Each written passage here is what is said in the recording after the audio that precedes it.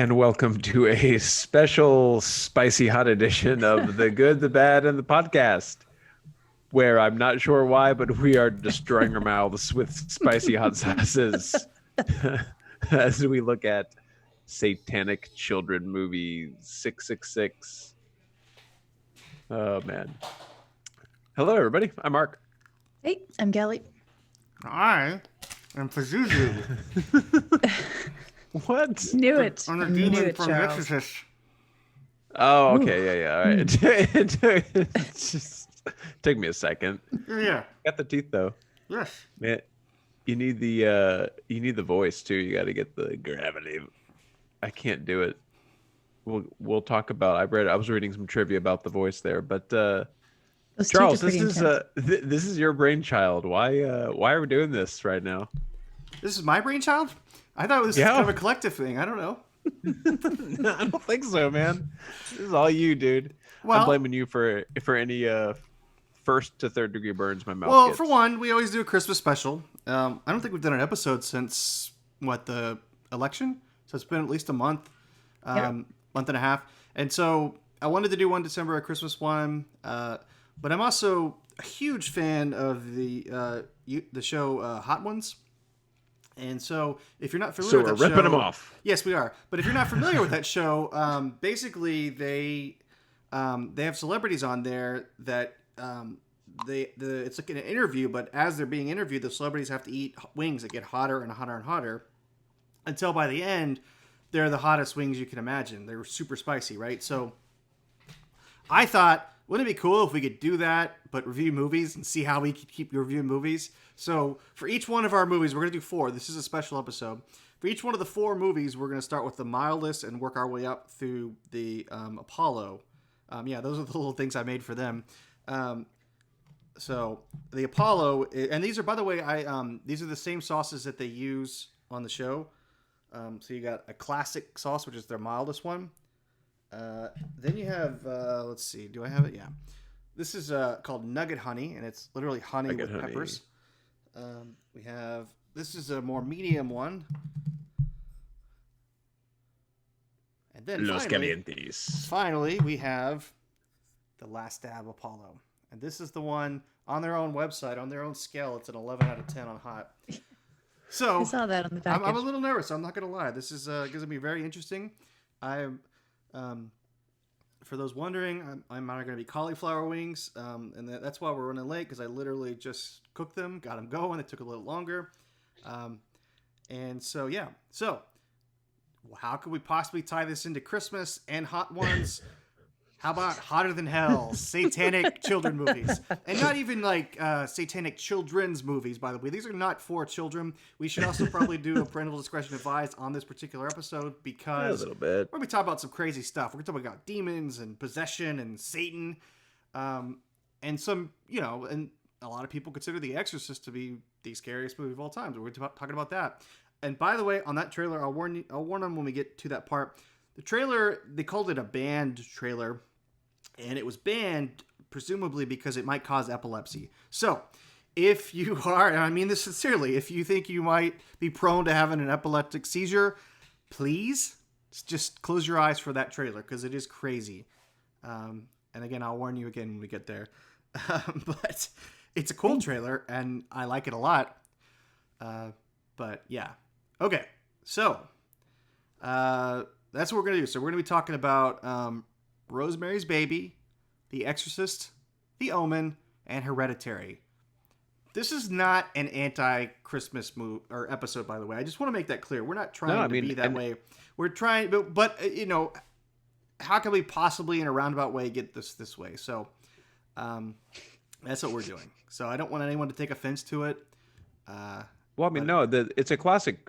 Demons are a classic Christmas icon. If you go back and watch the Mexican movie Santa Claus. Oh yeah, that's a classic. It's clearly out there. Pitch and the demon trying to he is the antagonist for the Santa Claus. Longtime fans mythos. definitely know that's one of my favorites. But Everything in this podcast always comes back to the Santa Claus. Yeah, it does. Always, It does. It's true. Somehow. Yes, and also I was going to say that we have not tried these sauces. They just came in. I literally mailed them off to Kelly, got them to Mark. Today, yeah, we just switched up so today. we have not tried them. I don't know how they're going to taste. You're going to watch our reactions in real time for the first time. I'm taking a bite. I'm taking a bite of the first one here, right? Shouldn't we do one before the Well, first movie? you want to do it before the synopsis? Yeah, let's do it before the synopsis. Okay, so the first movie is going to be Rosemary's Baby. We're taking a bite now out of the mildest one, which is the classic hot sauce. Can't wait anymore. Okay. Not bad. Oh, wait. Yeah, this is classic. Yeah, that's right. It's pretty good. Pretty good. Okay. It's supposed to have hints of garlic. Also, do you guys have any special drinks that you're going to do with it? Because I know on the show they do milk or milkshakes. Yeah, I do. We went to Chick-fil-A tonight. I pre-gamed with a spicy chicken sandwich, just to kind of get my taste buds ready, and then I got a frosted. I had Thai food. Nice. And so I got a Thai tea because that was I think it was Jack Black or one of the people they decided because they say sweet or milk kind of helps, so they're like, oh, get a Thai tea. It combines both. We'll see. I've got my large ice water here with a backup bottle filler. Kelly, you were telling me about yours. What do you have? I do. I don't have anything as exciting as all that. I actually was going to have milk, but then because I thought we had some, and then I opened the fridge to get it out, and we did not have any. So I have two large travel mugs of water. So that's what I'm gonna have to rock. Oh no. Okay. Well, it's gonna be good. I'm sorry. You didn't need to taste your Christmas dinner, did you? No. Yeah, totally that's another unnecessary. crazy thing we're doing right before Christmas. Who knows what we'll be like tomorrow? Yeah. Okay, so that was a pretty good sauce. I'm not gonna lie. It has a little bit of kick to it. So for being the mildest one they have, that's got a pretty good kick. It makes me a little more nervous. All right. So who's doing Rosemary's Baby as the synopsis? Anyone got it pulled up? Got it. Got it here. You got it, Kelly? Either one of you. Yeah, sure. I'll go for it. A young couple trying for a baby move into a fancy apartment surrounded by peculiar neighbors. All right. So here is the trailer for Rosemary's Baby.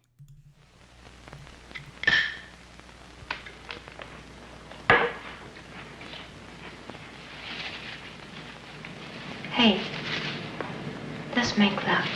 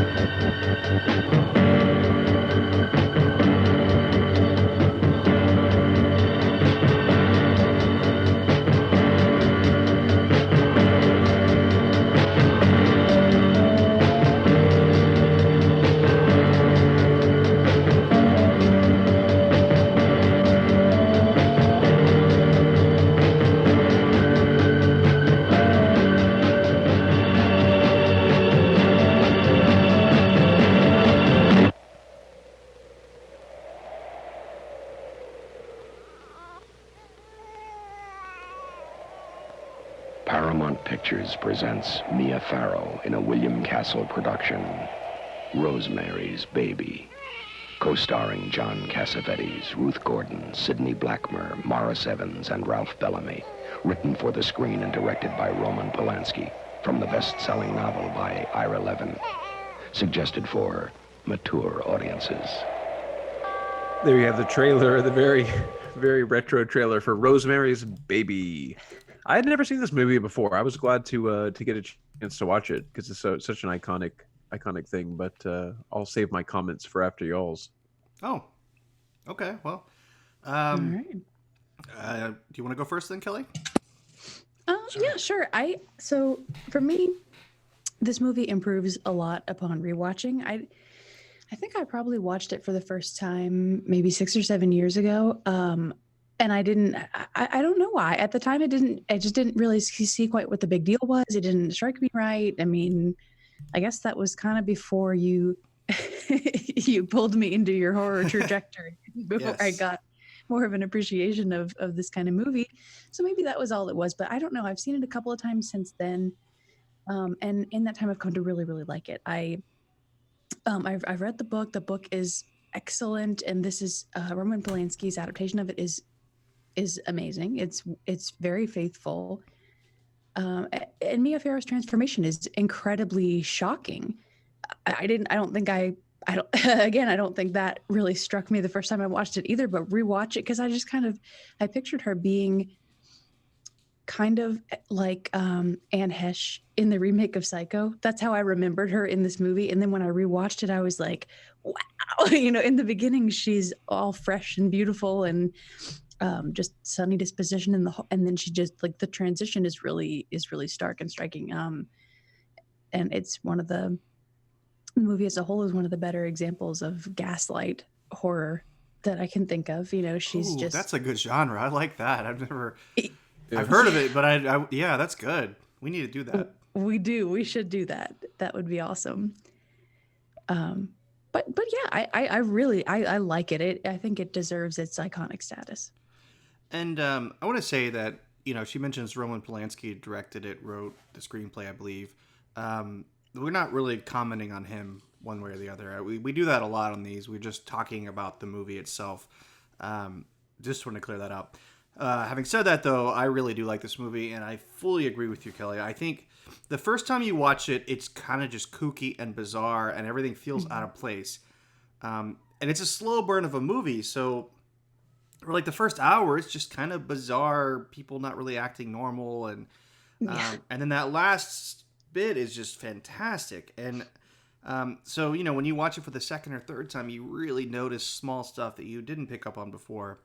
And I love it. I think it's fantastic. I believe the lady, is her name, was it Minnie was the character? I believe she won a supporting actress Oscar for this, I think.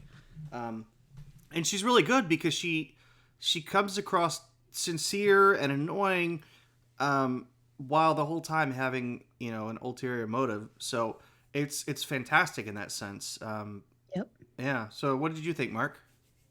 Well, yeah, I was going to add I think her career kind of got a second life after this too. She got a lot of long running parts on TV shows after this movie.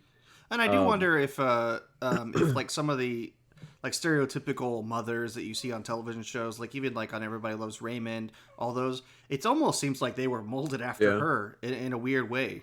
I mean, I don't know if that's true, but it just seems like she's that iconic in this. So yeah, Charles, I liked what you said. Well, and Kelly too, because I'm glad y'all are saying these things. Because when I've only watched it once, because this was the first time I've watched it. In the first 20 or 30 minutes, I was like, "What is the big deal? This is kind of a weird." And I think you nailed it on the head, Charles, with out of place. I was like, they're not acting like normal people act, and the chemistry between the two main characters was a little off and weird. And but then it did pick up, and I thought the end, just the whole second and third act of the movie were really striking and really engaging, and carried me along, and I think made up for the first third of it. But I just kept thinking she looked like Gwyneth Paltrow, though. Like, have y'all caught that? Mia Farrow and Gwyneth Paltrow? A little bit. I actually I see more, especially when she cuts her hair, I see more of the Anne Hesh thing that Kelly's talking about. I get that. But yeah, maybe in the beginning with the longer hair, I could see that, Mark. Yeah. And I don't know. I guess we're not really getting into spoilers, which is good. But I do want to say that I love that the ending is the last hours we're talking about. She's kind of, you don't know if what she's seeing is real, if it's made up, if it's crazy, if she's being psychotic, if she, and really right up until the last scene, you don't know that. And then after that scene, which is an awesome sequence, even then you don't know what's going to happen. Like they leave it, ambiguous enough that it's like, it's really cool. I'd actually forgotten that they left it that way until I watched it again. I'm like, oh, that's cool. Like they definitely definitively tell you if she's crazy or imagining whatever. They do that, but then they go on another thing and they just you don't know how it's going to end up, really. Yep. And I love that. I just got goosebumps when you were just saying that because it's a very cool way to end it. Do you think, okay, maybe this is just me being dumb. Do you think they should have shown a little of the baby or no? I like that they didn't, be honest, because if it's a makeup effect and it looked weird, it could have, ruined that, right? Because of the times and all that. So I love that they didn't. And it's more shocking that they didn't when they're looking in and she freaks out and all that, right? So I don't even know that I like the cutaway, the little cutaway shot they do of the eyes. I don't even know I like that. I wish they would almost left that out. But I guess they had to do it to just quickly show you the eyes that they're talking about. Yeah. I think I definitely agree, Charles. I think it stands up to the test of time better without them showing it, because they would have done, it made in the 60s, like the effect they would have, Or an animatronic or something that would have just not looked right. Yeah. Even today, if they did it, it could have been a CGI baby like the one in was it Twilight or which Breaking Dawn. Breaking Dawn, yes, that CGI baby at the end of it. Yeah. That was terrible. That's the worst thing I've ever seen. Yeah, so I'm still not over it. Yeah. I guess the creepiest in that sense, the Passion of the Christ, when they show like the little baby that has like the demon face kind of thing, or the human face. That's weird. That one was actually pretty good. Oh, I don't even remember that. I saw that movie when it came out, but I haven't seen it since. Yeah, they like, it's effect. A weird, like almost adult face they like superimpose on a baby, and it's creepy. And that one actually freaked me out. So I guess it's possible it can be done right, but I don't know. Would you rather have seen it, Mark? Would that coming and like seeing it for the first time, would it have answered more questions for you? No, I just didn't know. I just could like maybe. Like I said, I think I'm being dumb because I think they clearly did the right thing, and I just I don't necessarily think you're dumb, because I'll be honest, like the first time I watched it, which was about the same time as you, Kelly, because I watched it for 31 Days of Horror, the first one. Yeah. And so I watched it, and I remember thinking I was underwhelmed by the ending. I was like, is that it? They're not going to do more? I wanted something else. And then I've watched it like I think one other time since then, and then now this is probably my third time, and I noticed more and more things every time. I noticed that when they do the Happy New Year, they say the year is one or whatever, and it's I didn't catch that the first time, or I was so I really really like it. I like the sequence. I like how, like I said, it builds up, and I even like the part where she's in the phone booth and the guy standing outside, and it's just it adds to her paranoia. You don't know what's real. It's very good.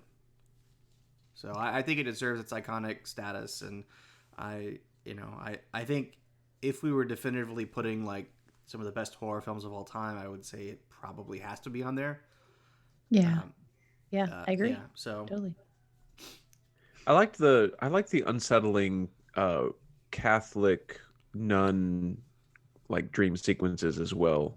We kind of get a view into her mind. We can't tell if it's like her dreaming or her memories or part of the rituals or whatever that it's going on. But I like that. How she's talking too. Like she kind of describes what she's seeing because she's kind of out of it. I think that was pretty cool. And the voices don't match up with the lip movements, and it's surreal. Yeah. But all right.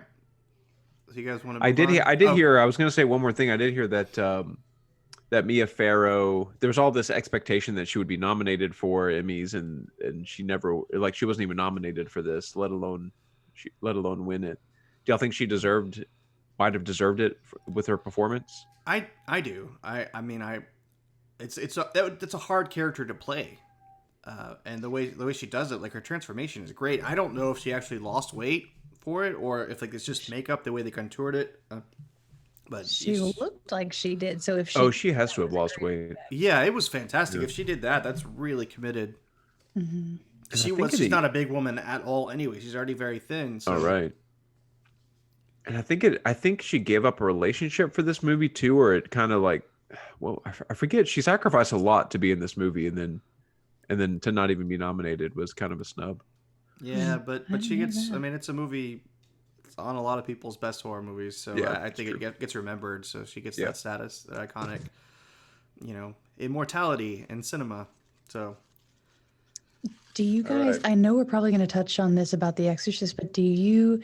Because I was reading a little bit about how this movie was cursed, and a lot of people who were attached to it had kind of horrifying things happen to them, professionally or personally, or the composer who wrote the score. 2 years later, he died in a really tragic way, like some kind of hiking, fell off a rocky ledge or something like that, and. Well, I say there's a series on Shudder that actually gets into this, Kelly. I don't know if you've watched any of that, but I can't remember if they talked about Rosemary's Baby, but they've done The Exorcist and The Omen on that show, and both of those movies they're all cursed. Yeah, well, like on The Omen in particular, like there was like a plane crash, or something. I forget exactly what happened. That Gregory Peck was supposed to be on. It was really weird. There's all these different things that like happen around it. Really weird incidences. That's creepy. That stuff freaks me out, man. Yeah. Okay, but as a skeptic myself, you have to keep in mind that it's good publicity. Well, true. Of course. Some of it's made up. I'll give you a creepy story that really happened. But before you do, my second point was that there's also confirmation bias, where if you're like doing a creepy movie and you're scared, what if we really are summoning the devil? Anything bad that happens is going to be attributed to that. But like, let's say you're working on, I don't know, Jerry Maguire. You're not going to notice that 2 years later somebody died related to it. Oh, remember what I mean? We talked about what's that Blood-Sucking Freaks movie where there's a curse on that too, like apparently. Yeah. No, but I was gonna say this happened. So in preparation for this to do my makeup, I had a bag with it all in, and I could not find that bag. And we looked and looked and looked, and so I had some old makeup that I was gonna pull out and try to make it work. So you come in, I set the old makeup down, and right next to it, on my pillow was just the bag, the new bag. And I went and asked my wife, I'm like, did you find that and move it there? No. Talked to our kids, no one moved it. No one knows how it got there. It wasn't there like for the hour that we searched for it. And literally I brought out the makeup on my bed so I could see it more, and I'm just looking at the old box, and I just look over, and it's the new bag of makeup on my pillow. It's weird. That is creepy. So, and I kid you not. Yeah. I got to admit, Charles. I'm still not convinced that my wife was didn't me. move it. It was me. I moved it. I stuck it in your house. It's really weird. The only thing I can think about is if I don't know, but it was just by itself on my pillow. So you need to take off that makeup really well. I know, right? Well, it's not going to come off. Yeah, it's part of you now. I am Pazuzu. All right, so do you guys ready to go on to the next one? I'm ready to go on to my second wing. All right. I just got some nugget honey worked into the which is that's this one, and it's the second. The first one was a 2 out of 10. This is a 4 out of 10.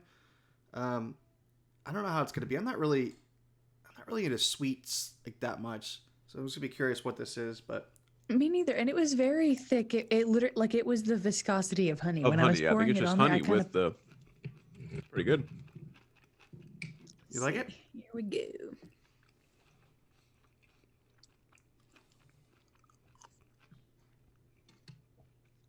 There's no better audio on a audio show than people Yeah, I know. chewing on nuggets. It's not It's bad. not too spicy. It's I'm not. gonna add a little more. It has a little bit of a kick to it at the end. I'm gonna go against my better judgment and add some more before we. So this is it's honey infused with peppers. Pepper X is what it says. Pepper X. Pepper X. That is good. I like it more than I thought that I was going to. Yeah. It's funny because I think the first one was more spicy. And this is Yeah, I'd say so. it's up a couple notches. The first one had that garlic kick to it too. So that's interesting. Yeah, and it's not overpoweringly sweet. Like you can taste the sweetness, but Yeah. the pepper balances Well, I was it worried out. when I was mixing it up, because I coated my wings in this stuff, or my cauliflower wings, and I was worried it was gonna be like it came out really thick, and I was like, oh, is this gonna be weird? But no, it's good. It's good. I like the first one more though, but it's good. Yeah, same. By the way, do you guys like spicy stuff? I don't know if I've asked. I don't know if I really asked you I that do. before we all agreed to this. Okay, so do I. I just we're just diving head first into this. Mm-hmm. All right, who's doing the Exorcist synopsis? Got one pulled up. Okay, Except my mouth is starting to burn.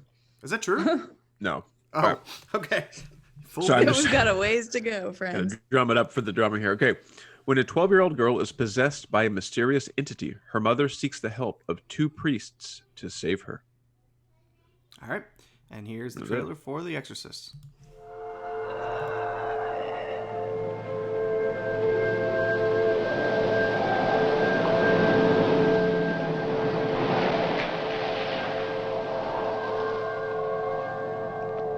Something beyond comprehension is happening to a little girl on this street, in this house. A man has been sent for as a last resort to try and save her.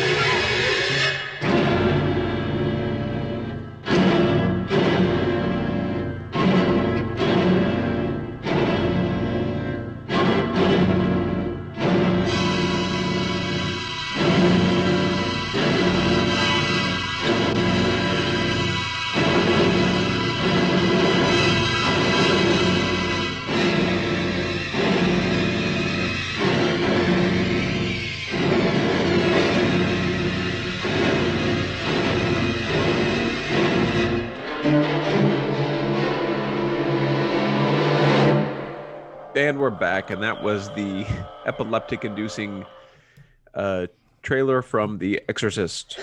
Yeah, I forgot to warn you guys again, like I said I would, but yeah. That was really bad. I'm not Yeah. normally It is crazy. bothered by the I think that's blinking why it was lights, but that was banned. bad. But it's a good trailer. It's creepy. I mean, it really sets the tone well for that movie. I was kind of hoping they would play a little bit of the music, because that music is great.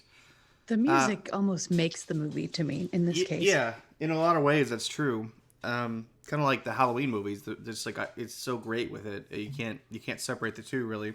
Well, I get the two confused as well. The two songs.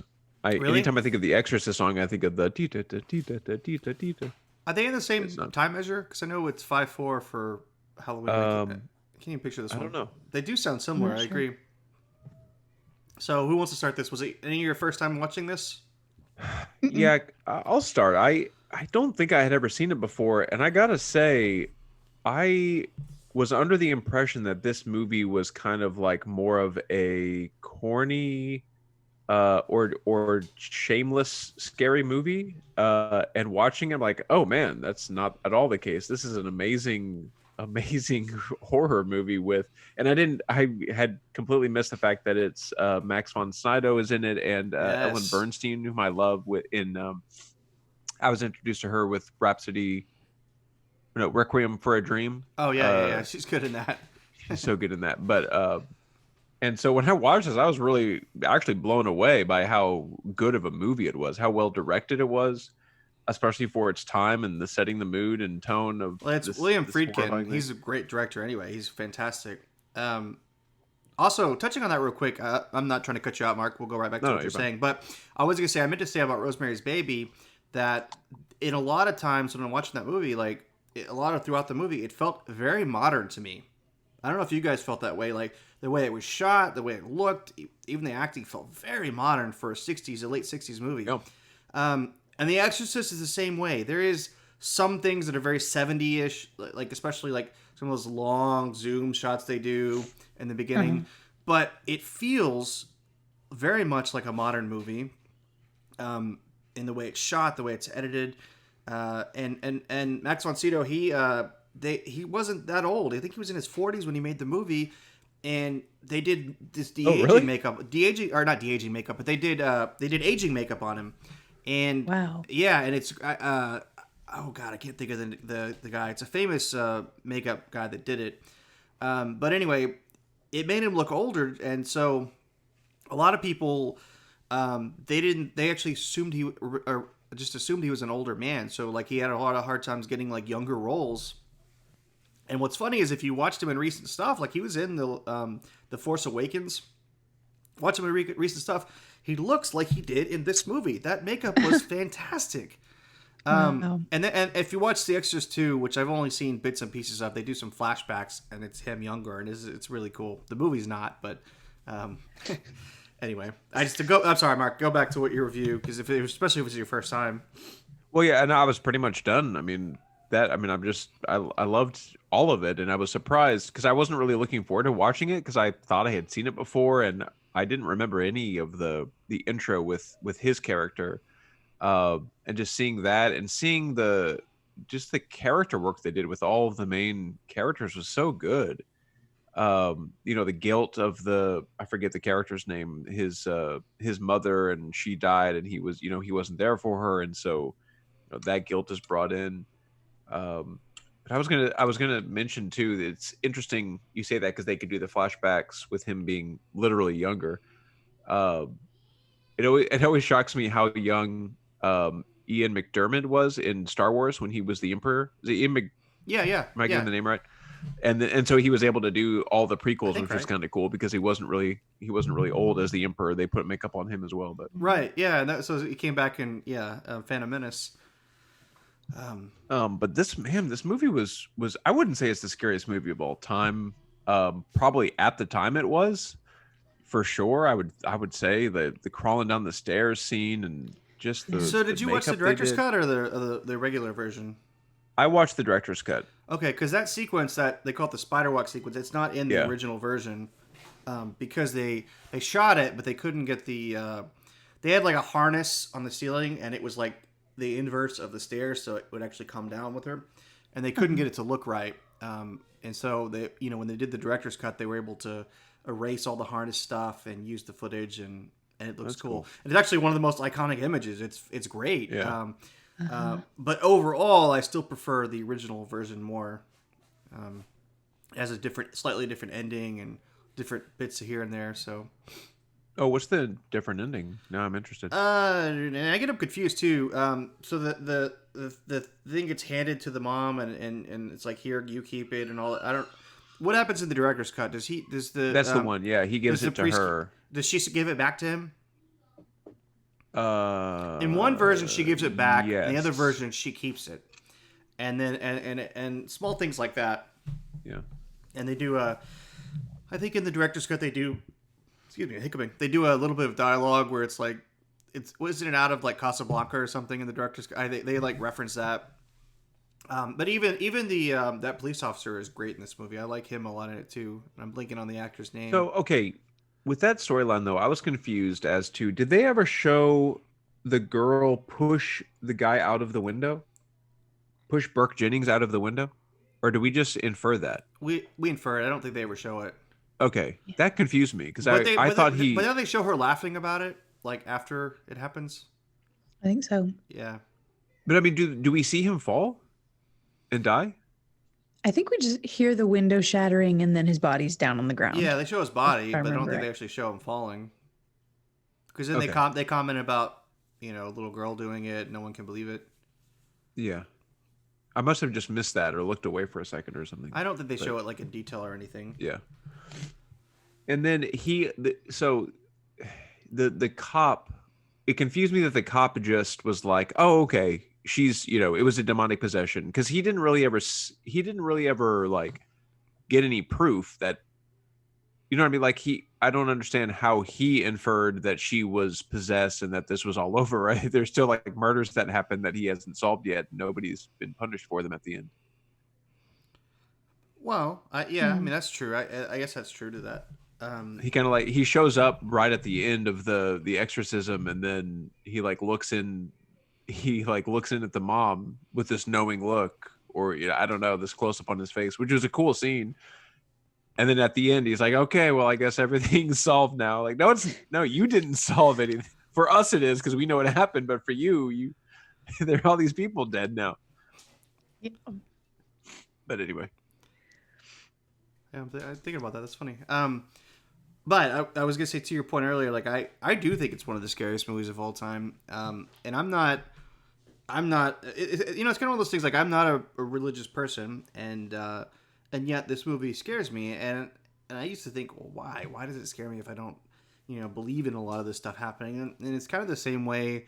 I don't believe in vampires or werewolves or zombies, and yet those movies can scare the heck out of me. It's the suspense, and it's the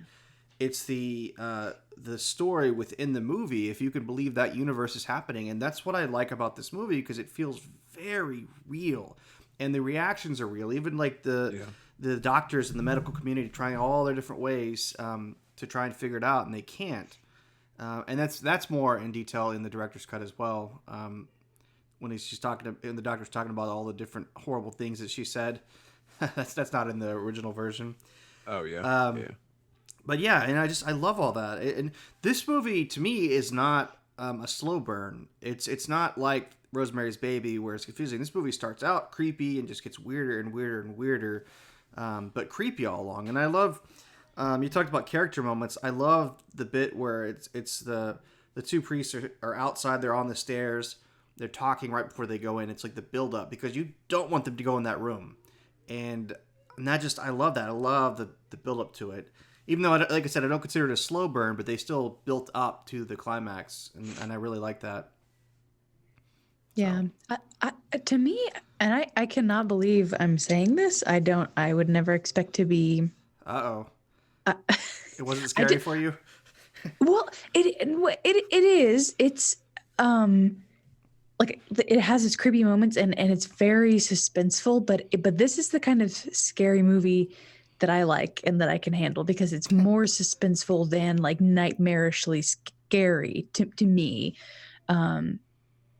So I thought, because again, I watched this one early on before I had very much tolerance at all for scary movies, and so I was like, well, I'm never going to be the same again. I'm never going to sleep again. But actually, I didn't really think it was that scary. I don't know what it is, but it's excellent. I mean, it's like a stone cold classic. It like Rosemary's Baby, it holds up. It deserves all the accolades that it has gotten. But yeah, I'm not complaining by any means. I'm very glad that it didn't mess me up for the rest of my life. But I feel like there's a phenomena in which the more popular a scary movie becomes, the less scary it kind of is, because it's kind of like you turning the lights on, right? Like, oh, everybody is scared by this movie, so I don't have to be as scared, or like, everybody has seen this before, and so it's building it up too much, right? Like I can see that, like, right? And I'll also say too, my introduction to this movie, I think, was the SNL skit that made fun of it. There was a pretty funny one. Your mother sews socks in hell or something, like making fun of it. And they're like, the throw up, I think, is, I think in the scene they like just threw up all over her. And it just keeps going and going. Scary Movie 2 opened it up with this, where James Wood, or maybe it was that. I don't know. Wood played the priest, and yeah. Maybe having seen that first and then go back and watch it. He's like, suck on this. I love that. But and there's a pretty good Leslie Nielsen movie called Repossessed. I think that's what I saw. They actually got Linda Blair to come back and play the role as an adult. Oh wow! And it's a spoof movie. It's like a Leslie Nielsen really, really silly. I think that's what I saw. That's what I'm thinking of, Charles. It's pretty funny because it's like these.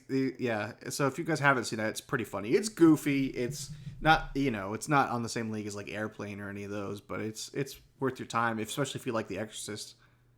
Well, I was gonna say the woman who did the voice for the demon. Yes. Apparently she went through all of this, like she would smoke a pack of cigarettes a day or something and drink a bunch. She like basically tortured herself to get this voice right.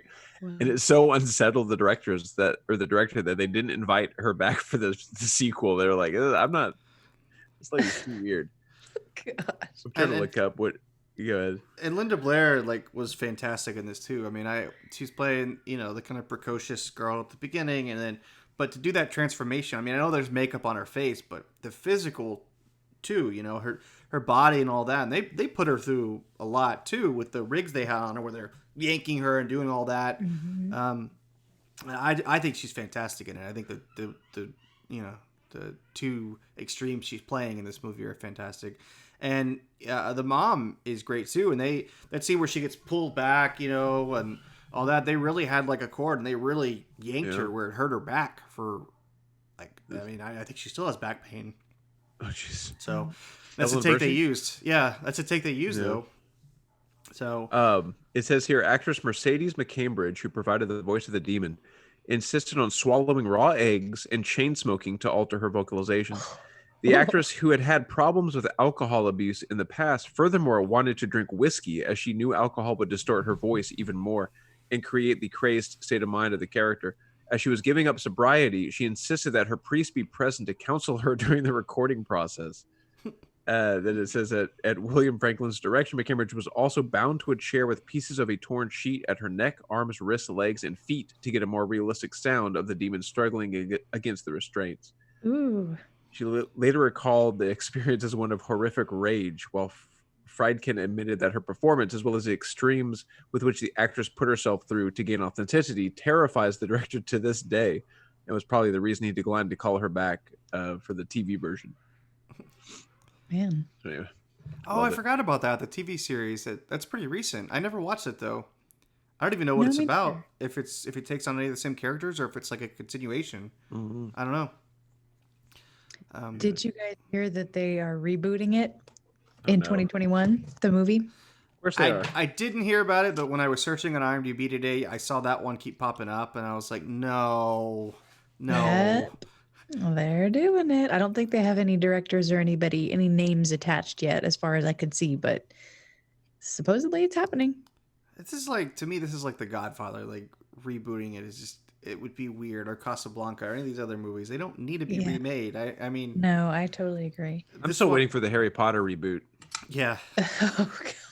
No, I it's gonna happen eventually. I just really do. I think this movie and Rosemary's Baby just stand the test of time, and I just think they hold up. And I know there's some people that don't want to watch older movies. In fact, I think Kelly, you and I used to work with a woman that would not watch anything made before like 1995. That was like her hard rule, and that to me, it's like I just don't understand. I get it that the times change and it's shot differently and all that, but these I think especially starting with the 60s and onward, there was a difference in acting. There was new techniques being made, and they're much more modern than I think people realize if you haven't watched them. Yeah. And because of you, Kelly, I've grown to appreciate a lot of movies from the 30s and 40s that I, because I didn't. That's a time period I was personally. I wasn't against it per se, but I definitely didn't seek them out. And, because of you, I actually go back and watch some of them, and I've really appreciated them more. So that's awesome. I love that. The 50s are still kind of a rough decade for me. A lot of the 50s ones where they're sci-fi, and that's not some of my favorite movies by any means. Yeah, so much theremin. By the way, there's a new. I haven't watched it yet, but there's a movie called Mank, and it's about the screenwriter for Citizen Kane, and it's a David Fincher film, and it just came out on Netflix. And Gary Oldman plays Mankiewicz, and Yeah, and apparently it's getting some like big Oscar buzz, and it's shot to look like Citizen Kane. So it's black and white, and the style of it's very. They even made the Netflix logo look like the old RKO logo. So again, I haven't watched it yet, but apparently it's awesome. Cool.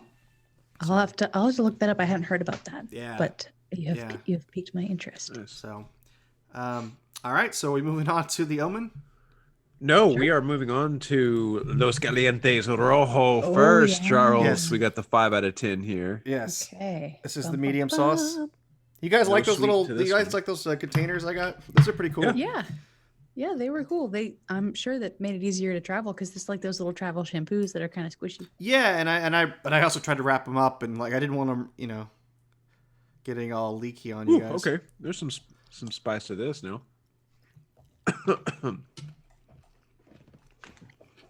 Oh man, yeah, I've got a kick.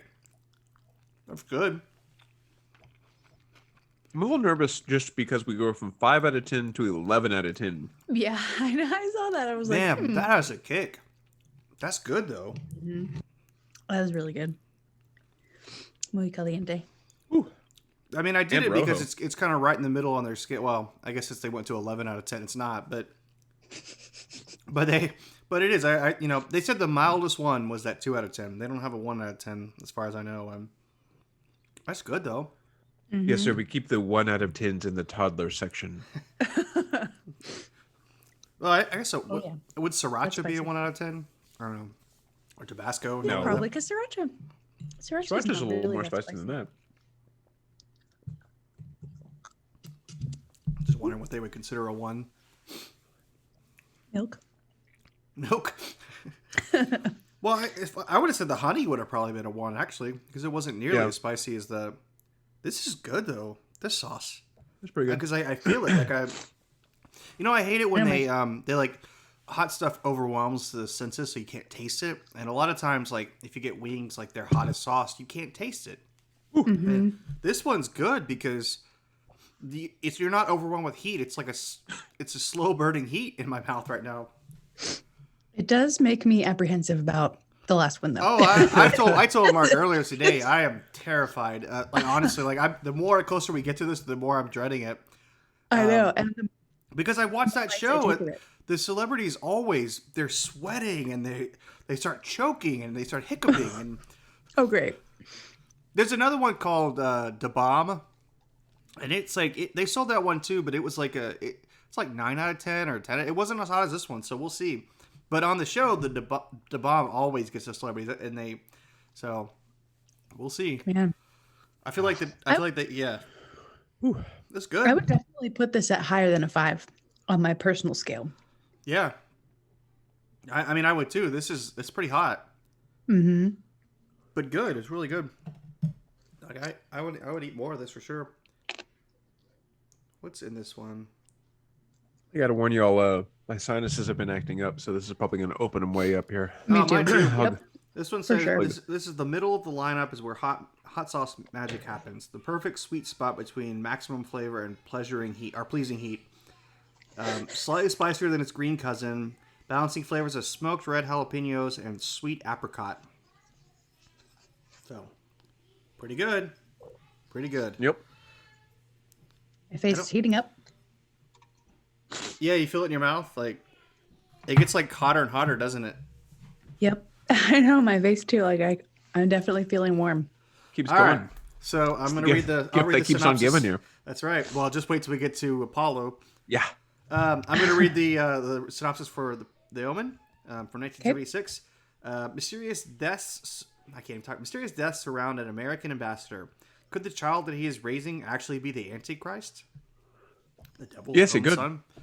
All right. So here's the trailer for the Omen.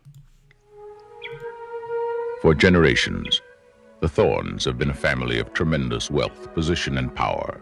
The perfect marriage of Ambassador Robert Thorne and his wife Catherine was fulfilled by the birth of their son, Damien. And then, when the child was 5 years old, something terrible happened.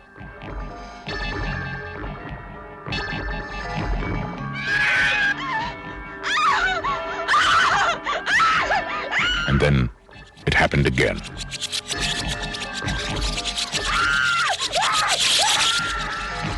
Was it an accident? Was it murder? Was it a coincidence? Or was it an omen? Look at me, Damien. It's all for you. 20th Century Fox presents a film of psychological suspense about an occurrence of earth-shaking importance.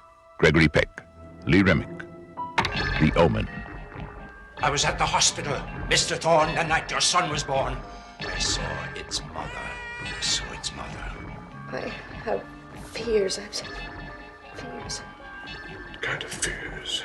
Its mother, Mr. Thorne. You saw my wife. Its mother. What is it you're trying to say? His mother was a... This is not a human child. Make no mistake. There are those who will die for him.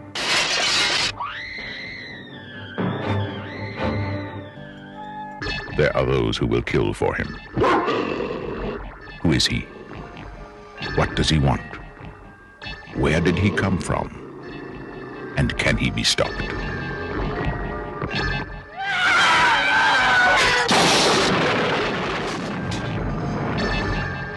Gregory Peck, Lee Remick, The Omen.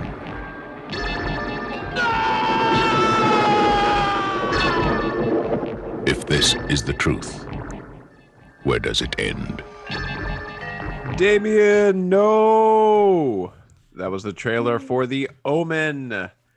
Also, this again hit me that I had forgotten that there's like big name actors in these, because I really like I just lost his name. Who's the Gregory Peck? Gregory Peck. Yeah, Gregory Peck, who played Atticus Finch in the To Kill a Mockingbird adaptation, and of course is a famous actor. So as soon as the credits were playing, I was like, oh, Gregory Peck, I forgot. Yeah, I like this movie. Not quite as creepy as The Exorcist, but it was better than I remembered it. I had seen this one before, I know. Really creepy. Just something about children, evil children. I don't know what it is psychologically. Why are we afraid of dolls that are creepy, or children that are creepy? But they're just worse. It is worse. Just the idea that something that's supposed to be innocent could be so malevolent. This was my first time watching this one. I had never seen it. I still haven't seen any of the sequels, any of the remakes, any of that. So I didn't know what to expect going in, but I loved it. Billy Whitelaw is creepy as hell. she was so. Yeah. I have no words. She really creeped the crap out of me. There were a lot of scenes in this movie that were really disturbing, like the death of the nanny in the very beginning. That just set the tone for the entire thing. Yes, that was scary. I mean, that is going to stay with me. Same thing with. I don't know if this is. I guess I'll do a little spoiler alert, but Mrs. Thorne. Yeah. The death of Mrs. Thorne as well. I mean, honestly, all the deaths were kind of disturbing, but yeah, I just don't know. Like, I don't know. I was expecting this one for me. I was expecting, Mark, what you said about The Exorcist. That was how I felt going into this one. I was expecting it to be a little cheesy for some reason, and I don't think it was at all. But the performances were fantastic. It was the tension was built really nicely. Mm-hmm. It had a great score behind it too, like all of these do. And yeah, I'll definitely. Are the sequels worth watching, or are they horrible? I don't remember. Is it Sam Neill? Does he play Damien in one of them? Mm-hmm. I think there's one of them. And then they made a remake in 2006. Liev Schreiber's in that one. Yeah, and I heard nothing but bad things, so I didn't even watch that one. But Julia Stiles, was she the one that was in the remake of the Scream? Or not Scream? The remake Scream? No, not Scream. Sorry, the oh my God, I can't. Alfred Hitchcock, Psycho. Oh, Psycho. No, was that's Julia Stiles Anne Heche. Oh, Anne Heche. Okay, sorry. Heche, how do we say her name? Heche. I really do like this movie a lot too. I like it the mystery aspects of it, the kind of building up to it, and I that the whole thing with the photographs and the different things on them. Yeah, I don't know if this is one of the first movies to do that. I've seen it in a lot of scary movies since, so it's really cool. It has to be. And I like I like that even when you see it in the photo, you still don't really know if it's going to happen, and you don't know how it's going to happen. I like that, that those deaths come out of nowhere for me. Mm-hmm. But to me, this is probably my least favorite out of all four of these. Oh, really? Really? Yeah, I mean, I think The Exorcist is probably my favorite. And that's not a knock on any of them, because I like all four of these movies. It's just probably my least out of all of them. To me, this feels the most dated. It feels more dated than Rosemary's Baby or The Exorcist. It's not quite as timeless, but I still really, really, really enjoy it, and I really like Gregory Peck in the role. And I love it when they go to the graveyard and again the mystery aspect of it. They're looking in where the people are buried and all that. Just the stuff they show is shocking and bleak, and that's great. Like it really does. I really like all those aspects of it. And so, like I said, don't get me wrong, it's still a great movie and all that. I just think it's more dated and not as good as the others. No, I comparatively, I agree.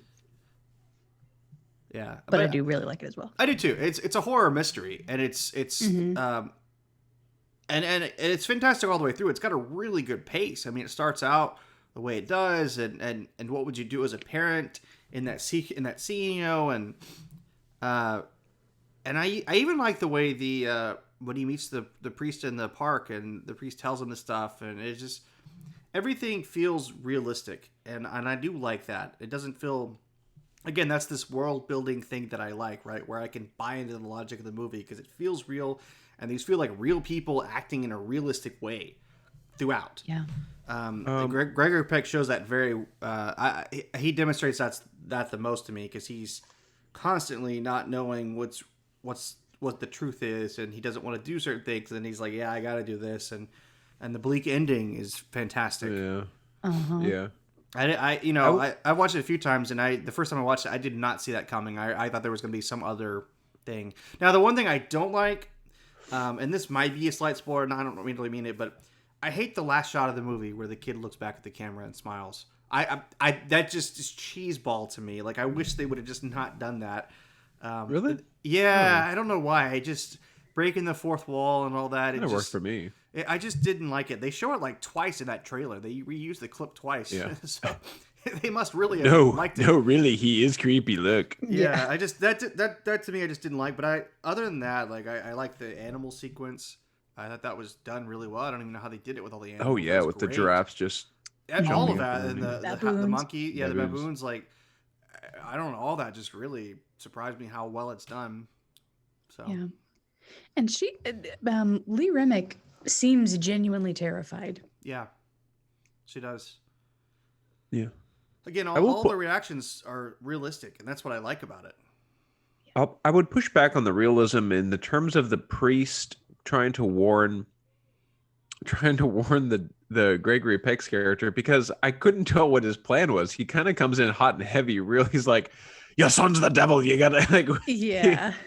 And was that the same priest at the beginning of the movie that switched the babies out? No. Okay, I didn't think so. The one that was at the beginning of the movie was the one that he had the accident or because he was burned partially in the fire, and they go to see him later on, and he can write with his hand.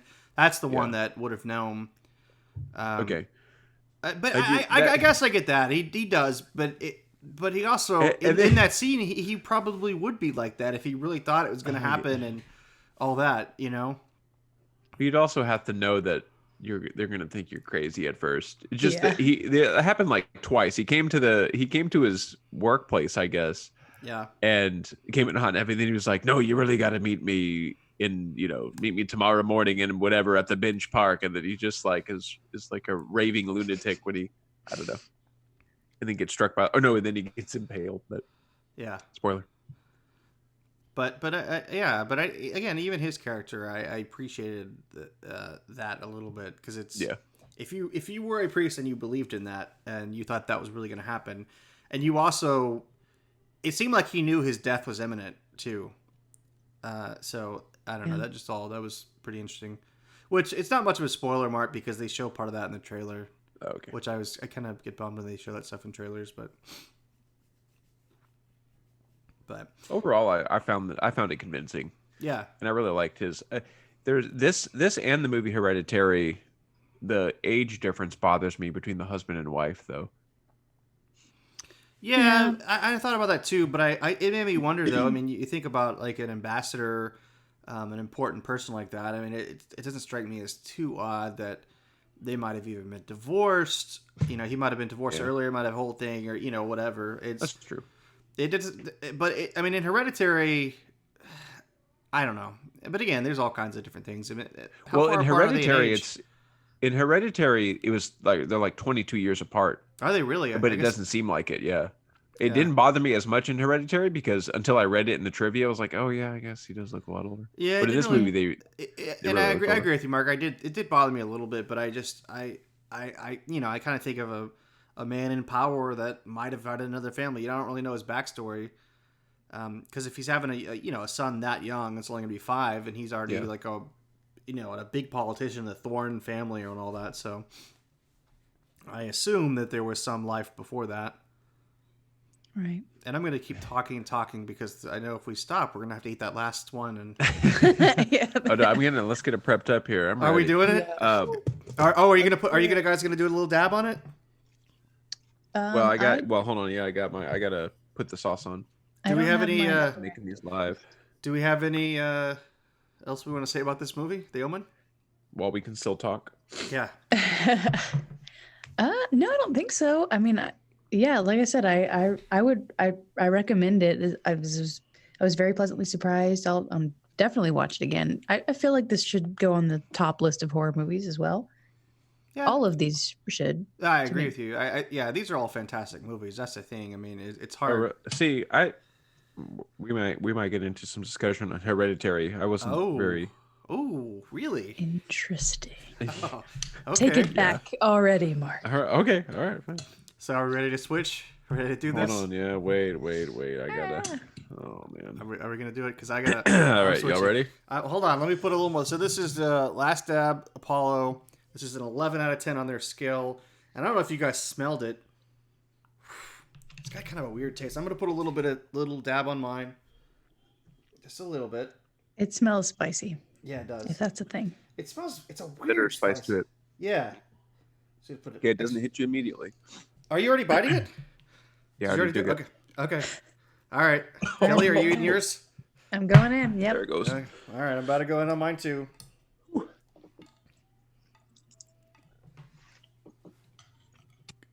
We should stagger the bite so somebody can talk while the others are.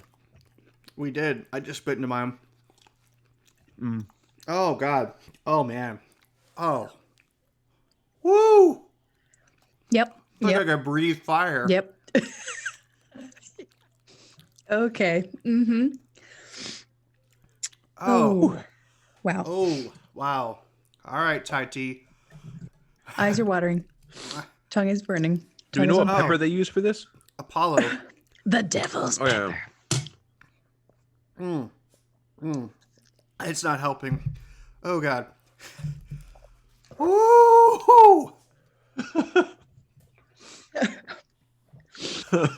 So Hereditary. My whole mouth is on fire. I'm dying. I am dying. Oh.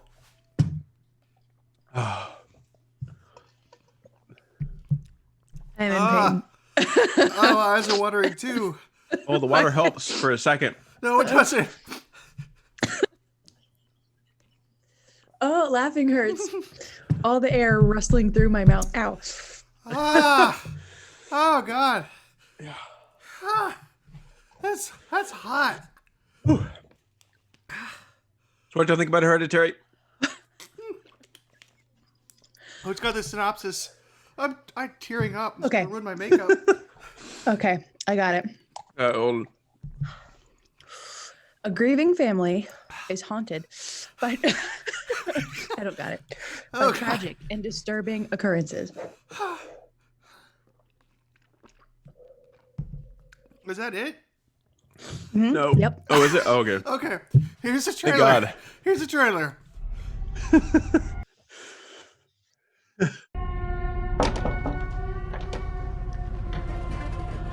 Come on, Peter. It's just soon.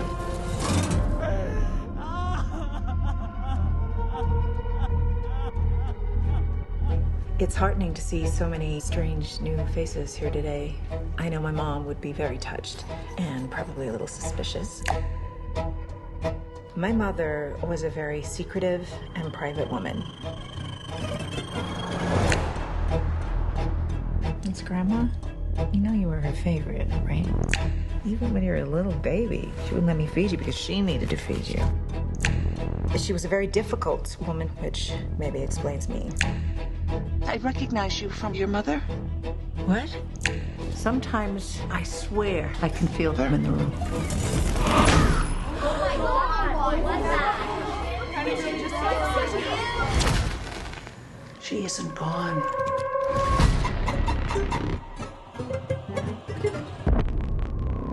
She had private rituals, private friends. Who's gonna take care of me? You don't think I'm gonna take care of you? But when you die. And she wasn't altogether there. At the end.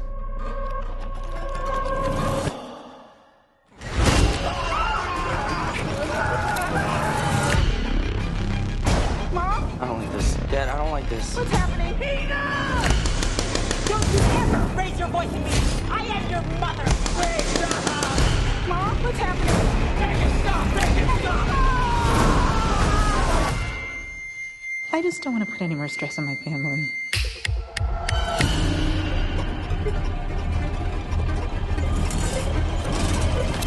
All right, if I can. I wonder, does vomiting help? Anyway, okay. Maybe. That was the trailer for Hereditary. And our mouths are on fire. I can't. I'm like melting. My whole face is melting. It's like having fire ants just slowly wriggle across the roof of your mouth. And I'm almost out of frosted lemonade, and I feel like I'm going to get like simultaneously brain freeze and it's not just the roof, it's the tongue, the middle, and the bottom. It's everything, and the lips. I know. God. I took 2 tiny bites, and I feel like I'm going to explode. Wow. Oh, wow. Man. Okay. What is this made of? Oh, I know it's Apollo. Peppers. Can you imagine getting any of the? Can you imagine getting this like on your nose or eyes on accident? Oh my gosh! No. Apollo is the world's only hot sauce made with the Apollo pepper, the new hottest pepper from Guinness World Record holding chili breeders smoking Ed Curie. I can't even read it. So Guinness World Record for the hottest pepper. Channels the sun's energy to bring new levels of flavor and heat to the world's super hots. I can't talk. The sun's energy. I don't even know if I read that right. I can't read. I can't talk. I'm making up stuff. Oh my God. Oh my God. Oh my gosh, guys. Whew. Whose idea was this? Yours, Charles. This is all your idea. I thought it was a group effort. False. Whew. Okay. Nothing helps. Nothing helps. It makes it worse. I'm on the wane a little bit. I think I'm gonna be okay. Okay. You gonna take another All bite? Right. So ironically, this movie, I didn't like this movie really much at all. I liked the last 5 minutes of it, but I thought it was kind of boring overall. Man, I disagree. I'm surprised y'all like it a lot. I disagree. I love it. I think it's the trailer compares it to a modern day Exorcist, and I love it. I think it's one of the best recent horror films, actually. Me too. It's. Oh God. I mean, it kind of similar to Rosemary's Baby and The Exorcist. I feel like most of the truly scary parts happen in the final act. there are some scary sequences peppered throughout, but it does, I mean, like all of these, I feel like you could say this about every single one. The buildup is just excellent, in my opinion. It does such a good job of laying the foundation, and then it pays off in a really rewarding way. Like the others, it's very bleak. I mean, it's not an easy movie to watch and sit through, because it's these people are just being emotionally ravaged and tortured, and some things that happen are pretty haunting. That stuff with Toni Collette at the end, is on my brain forever now. I think this is another slow burning movie, right? Like, I appreciate that. But it's funny because the way it starts out, it's creepy and weird, but it doesn't really, and again, I'm not going to get into spoilers. But the sequence with the car, the son driving the car home, that whole sequence, until that moment, that's when the movie changes, shifts gears completely. And that's one of the, even though they don't really show it, it's one of the most horrific moments in the movie. And I was going to point out too, like, a lot of these movies, I haven't, the first three, I haven't watched them since before I had kids. And after having kids, my perspective definitely has changed, and I find them probably even more horrific as a result. And this movie, it was the first time I'd watched it. And this one in particular, it's hard as a parent to watch the stuff that happens, especially that car scene. Mm-hmm. And I love how drawn out it is when it shows the brother's reaction, and he's just sitting there tearing up, and it's like he doesn't even. That was good acting. Doesn't even want to look.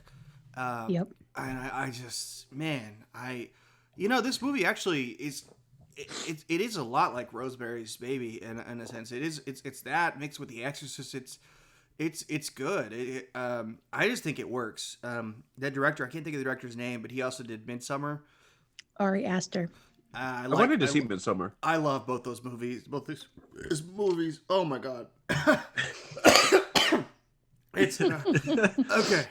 I love both of his movies, and both of them are similar in that it's a similar, slower trajectory to get to the ending, but the ending always pays off, and the ending is just one of those WTF, like, what am I watching? And this, as you say, Kelly, the stuff with her on the ceiling. Oh my gosh. It's creepy, and how she stays there, and it's funny because it took me a while to even see her in the shot the first time when she's in. I'm like, Toby's actually the one. We watched it with Toby, and he's like, "Do you see it?" I'm like, "See what?" What? It creeped me out, and I'm like, "Oh God!" Like, yes. And they build up to that, and like it's I just, there's something about this movie. But that the scene in the is it the barn or whatever it says, the treehouse. Yes. Yeah. Well, no, not the treehouse. Before the treehouse. Oh, you mean the attic? Yeah, the attic. Yeah, that's what it is. I was just thinking of that same scene, Charles. That gets me every time. That's like some of the most like graphic stuff in horror movies, but it's used sparingly, and that's what I don't know. It's the sound of it, because you don't even actually see the end result of that. It happens off camera, but it's kind of interesting. He seems to do. He's very good about building up to things, not showing you, and then showing you a lot, but also not showing you a lot. He rides that line, and it just gets you. So you're imagining things worse than they probably are, but you're also seeing them, and they are worse. And I don't know. You should watch Midsommar. It's really good. Even if it is a remake of The Wicker Man, essentially. But right. Yeah, but if you think it's comparable to this, then I definitely will, because I you haven't seen Midsommar? Really enjoyed. No. Oh, is Midsommar a horror movie as well? Yeah. Have you guys seen The Wicker Man? Not the Nicolas Cage version, but the original. Okay, well then great. You're going into it. It's not an official remake. It's a very similar story. But yeah, Midsommar is great. But I think Hereditary is better.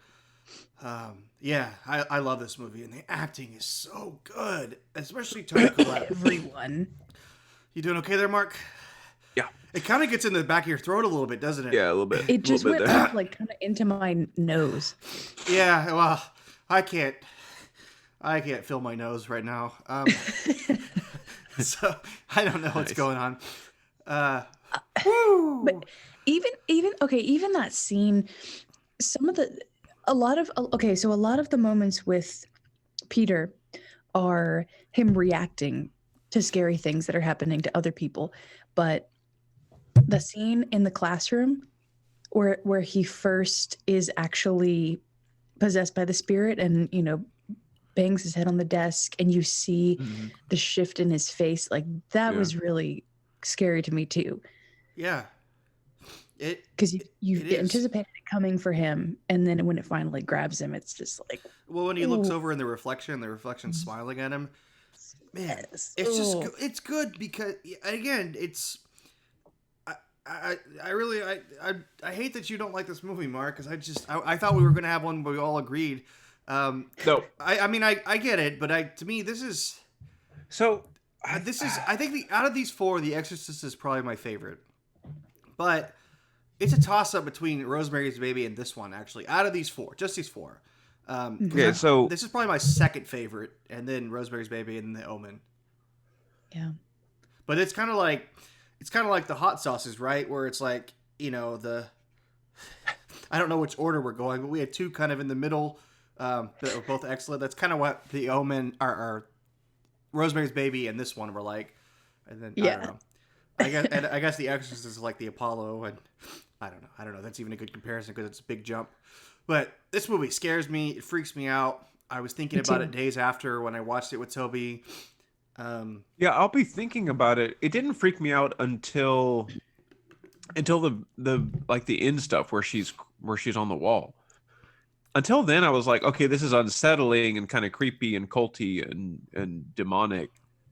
And it was really well done. It was really well made, and it was really well directed. I think I wanted more concrete, something like it made me think, but it didn't make me think.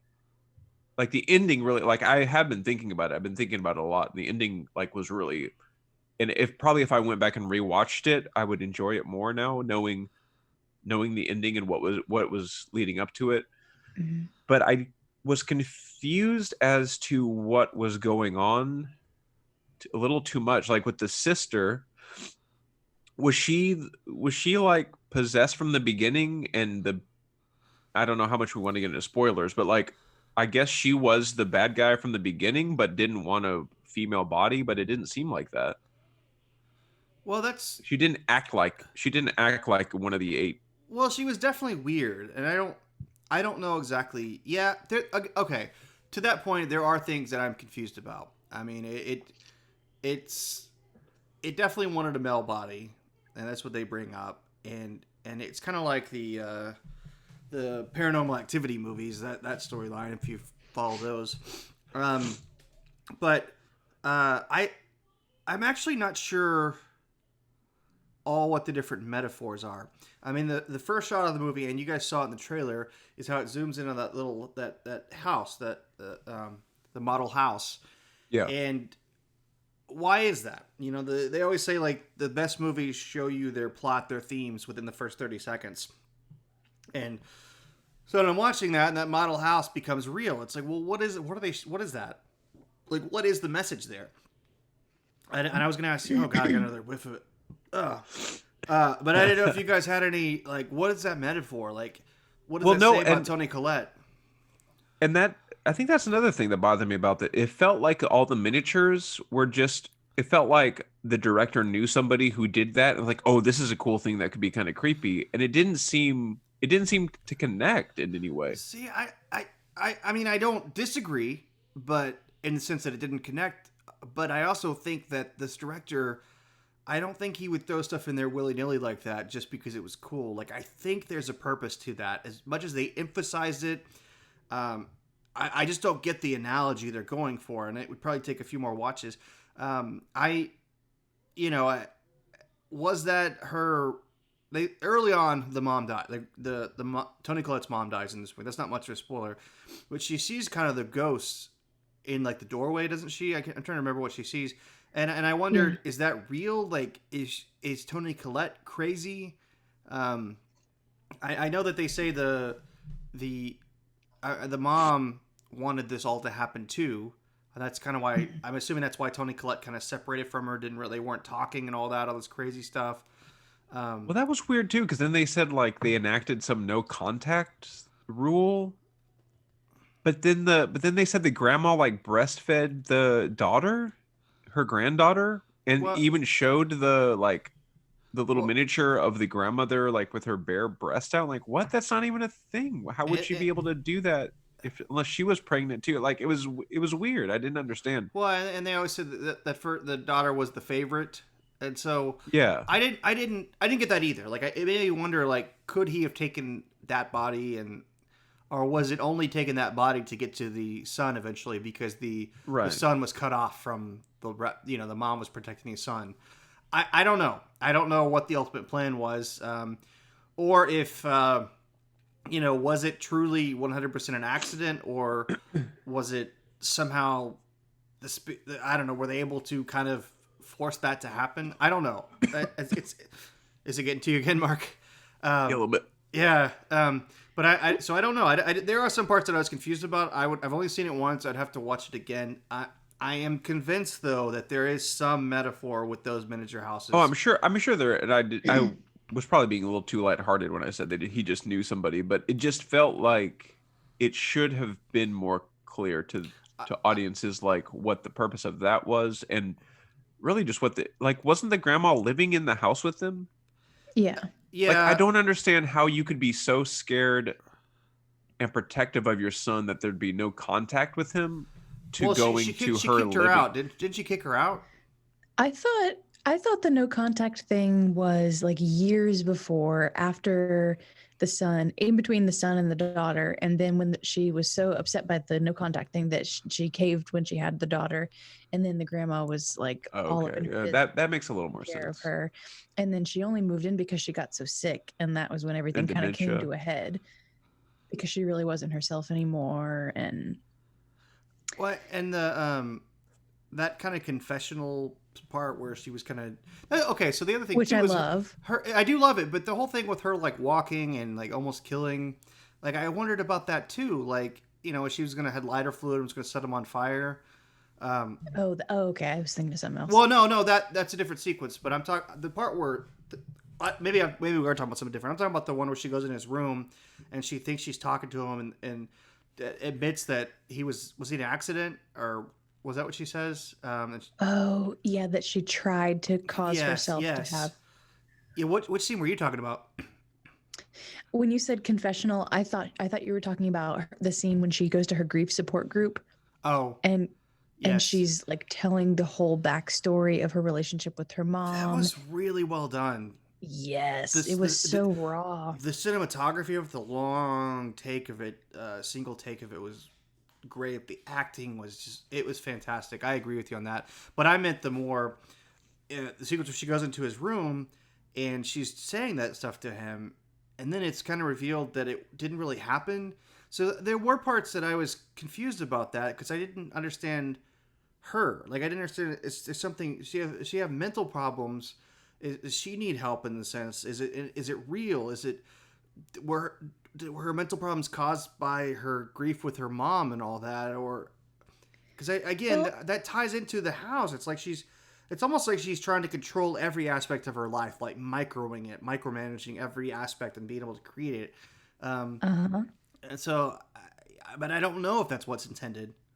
I mean, I think that could work as a metaphor for the houses, or for the miniature house. But to your point about not knowing what's going on inside Toni Collette's mind, I think that's one of the reasons why I feel like the movie works so well, is because for the better part of the movie, she's revealing she's peeling back these layers bit by bit, and you're getting more of a sense of why she is the way she is, and what she's been through.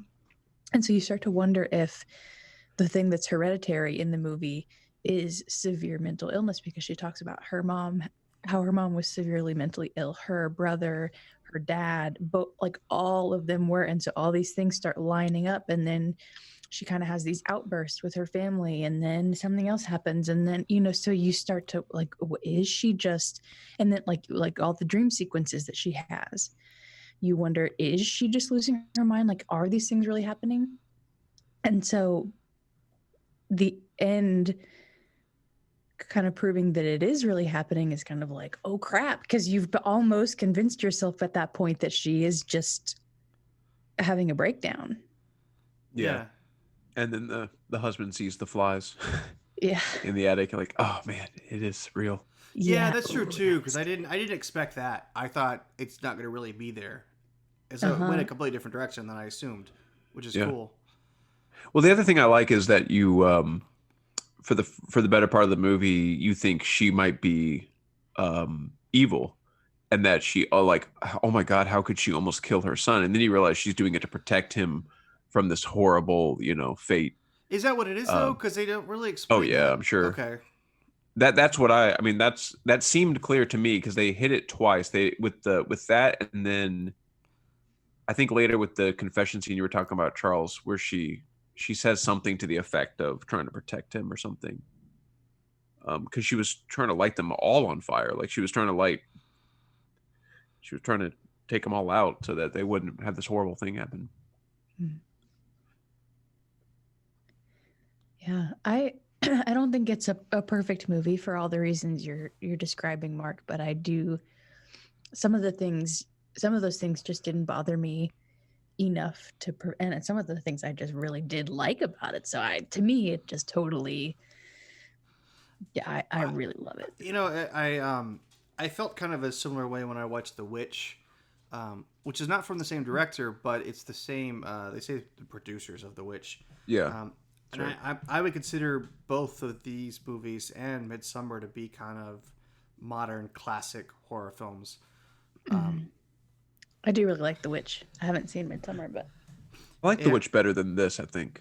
I think they're going to be classics in the future, but they're also very evocative of older classic films. Like I said, this one's kind of like The Exorcist and Rosemary's Baby, and Midsommar's like The Wicker Man, and then The Witch is just a different thing. I like The Witch a lot, but if I was making a definitive horror movie list, and I may do that in the future for 31 Days of Horror, we'll see. But like if you were doing 31 horror movies, would you put Hereditary on that list, Kelly? Probably. I think I would too. I think I'd put The Witch on there. It'd be hard, but these are just really good. And also Insidious. We almost put Insidious on this list. Yep. I like Insidious. I like that movie a lot too. That's another one, a modern horror movie that I think will be classic. I have not seen The Babadook. I know Micah really liked it. That's a really good one too. That's a really good one, and that's a female director, which is great because there's not very many female horror directors. Well, I guess it is. They're kind of coming up more and more, but that's an interesting one. And that's the son doesn't get possessed in that, but Insidious. I think we debated whether that was a possession movie or not. It was about demons and stuff, but I'm glad we chose these four. But I do really like Insidious a lot. I don't really like the sequels as much, but I think that's a great classic movie. And The Conjuring, I really like that movie as well. I haven't seen The Conjuring. It's good. I don't think I have either. If you're getting into like movies from like the last decade, those would definitely, I think all of those would have to be on there. Now, check out Midsommar. In fact, without getting too much away, that movie probably will be in a genre I pick in the future. So we can wait to do that. I don't know when the next one's going to be. Are you guys done talking about Hereditary? I think so, yeah. Okay. Yeah, sure. I mean, what do you guys think our next thing is going to be? I mean, I don't even know what the plan is for me, really. This is not a scripted question or all that. I don't know. I know Topher and I are going to be doing Silence of the Lambs, and Kelly as well. That's the book we'll be talking about. I don't know any of you. Is it? Oh yeah, I took this one. So actually, the next time would probably be Kelly's time, right? I don't know if we've talked about that. I don't even know what we're counting. But I don't even know where we landed or how. Yeah. I don't remember what order. I don't either. Everything's topsy-turvy. We're just lucky to make it into 2021. I just did Torture Porn was my last one, right?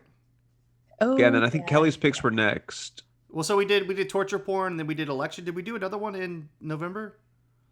No. So we just did election in this one. So I think Kelly gets to go twice, right? I don't remember. Honestly, don't remember. I thought we said that, and then we haven't. So maybe we did. I can't remember. I really can't remember. I don't know. It feels like time is so elusive right now. I have no idea. I don't think Kelly goes twice. Why would Kelly go twice? I thought we skipped her. We did something weird, and we never made it. We back always to her. skip her. She's fine. Well, kidding. So we I'm don't sorry. have any, but I will. Midsummer could potentially. It's on one of the genres I want to do. So if you guys want to wait and watch it for that, that's cool too. Okay. But you should both of you should watch it. But I've got a cool idea for a genre. I was just looking at. You mentioned checking out these horror movies. Netflix has so many creepy looking horror movies on it. Just when I was looking for some of these to see if they were on here. Yeah, they do. I think I said The Wicker Man, Midsummer. What else did we say? I don't remember. Oh, The Conjuring. Yeah. Conjuring 1 and 2 are good, and they're making another one. So, and that's actually what the Annabelle movies came out of those movies. Yeah. Nice. Okay, so what do we decide? We are. Well, I don't know, and I'll have to talk to Topher because and you too, Kelly. Have you started Silence of the Lambs yet? The book? No, I haven't either. So I don't figure we'll be doing that one in January. That's probably going to be more a February one. At the earliest. So maybe I'll do an episode in January, and then we'll do that one in February. Yeah. Well, we try to do 2 a month. So, So we try to do one of these a month, and then I alternate. Topher and I do Good Bad Podcast. Well, no, what is that called? 50-50? It used to be called Good Bad Podcast. Yeah. We alternate 50-50 with the other one. So I think Silence will at least be February or March before we get into that one. And then I don't know the 50-50. But yeah, so we need to figure out Good Bad Podcast, what we're doing in 2021. Yeah. We could potentially double up on Good Bads if we need to for January. Yeah, we could we could double up or whatever you got, because I have a few, and I don't know. I have a few ideas that I definitely want to do. So anyway, on this particular episode, I don't know. I know these probably aren't appropriate for the Christmas season. But well, they are not extremely seasonally appropriate, but in a sense, they are appropriate because they are appropriate to this particular season of my life. Charles and I, when we were talking about doing this episode, I was like, what do my picks want to be? And then Charles had the idea of doing Satanic Children. I was like, well, that really works out because, I know a little something about that now. I can add that to my little personal resume. Uh-oh. Is this an announcement, Kelly? It is an announcement, Mark. Are you having a baby, Kelly? Yep. Oh my God, congratulations. Thank you. I saw it on Facebook a while back, though. Yeah. Our friend was an official announcement. It's a announcement after an announcement, but before that announcement came out, Kelly and I were talking about it, and it's like, how do we do a Christmas movie? How do we incorporate spicy wings? And how do we make it about your baby announcement without being about your baby? And so it's like Satanic Children Movies, and and I'd actually present it to her first, and I was like, you're gonna hate this, but this is the only idea that checks all those boxes, and she's like, I love it, and I was like, what? Like you. What? I did. And she's like, what did she say? You're like, baby wants to eat some spicy things. Yes. So, are you going to reveal the gender, or is that too much for this particular podcast? Do you know? Or the name? Yeah, we can reveal it. I don't know. I'm not pushing you on that. Just didn't know. I don't mind. Cat's out of the bag. All right. The cat? Because I like the name a lot, and I think it's fantastic, and I'm happy. Oh, you already know the name? Oh, I want to hear. So I'm going to be having a little girl, and her name is Molly Stanwyck Ernst. No, are you serious? It is. I'm a large nerd. And I have no regrets about it. That's amazing. Molly Stanwyck, that's greatness. I think it's great. Oh, girls are the best. Yeah. Charles and I can tell you. Yes, girls are awesome. It's yeah. I always wanted the oldest to be a girl. I can't wait. I really did. I was dead sure it was going to be a boy. I don't know why. I just had a feeling. And then I found out it's a girl. And it's like my daughter is like she's going to love scary movies with me too. She already kind of likes them. And she, even when I'm doing the makeup for this stuff, she wants to do the makeup too. She's like always asking me about getting out my makeup kit, doing stuff, and it's kind of So it'll be awesome if your little girl's a movie nerd too, like you, Kelly, and I like hope us. So. It'll be great. I'll try my best to make it so. Yeah. Nice. Maybe we'll do maybe my topic will be a Stanwyck Redux in honor of little baby Molly. Do some. Yeah, that's good too. We haven't done it in a while. Yeah. When you say Redux, I mean you would do like completely different movies from the other ones, or would you do like a special edition where we do like a lot of different ones of hers? Oh, I don't know. Okay, that's a good question. There's a new Blu-ray set of hers. I think I shared it with you a while back, Kelly, where it's like some of Stanwyck's like lesser movies. I wouldn't say lesser, but lesser known movies. Mm-hmm. Do you remember what I'm talking about? It was like 3 or 4 of them, and there were ones I'd never heard of, and I wondered if you had. I do remember you sending that to me. I can't remember off the top of my head right now which ones they were, but I think it was a good collection. I think. Yeah, so it might be cool to check that out. But because I really liked the movie she was in. And that the one with Henry Fonda. And I know that was your favorite, and I actually that came on TV the other day, and I've rewatched it since then, and it grew on me a lot. Like I really like her performance in it, and Mm-hmm. So even the one with what's the cat one, where they have like the opening credits with the cats and the. I still remember that episode. I still rember listeking to that. I was running through. I was jogging through my neighborhood back to my house, laughing out loud at y'all talking about the cat, the credits. I remember when my wife and I were watching it, and we just were like, she's like, after the credits rolled, she's like, this is my new favorite movie. And it's probably the best part of the movie. But was it Jane Fonda in that one? Yeah. Oh man, I didn't even put that together. She worked with Henry Fonda and Jane Fonda. That's crazy. Anyway, but yes, Kelly, if you want to do Stanwyck, that would be awesome. I would be really thrilled to do that. And, cool. And then would it go back to me after that, or again, I don't know, I haven't decided. If we go back to me, I've got a few, and maybe I don't know if I should save the Midsummer one for more October for more scary stuff. I don't know. I don't think you have to. I mean, I think you can. Well, you don't know the genre yet. So you might not like the genre. You've set a high bar, Charles. With your topics. I think I'm prepared for anything I could possibly see.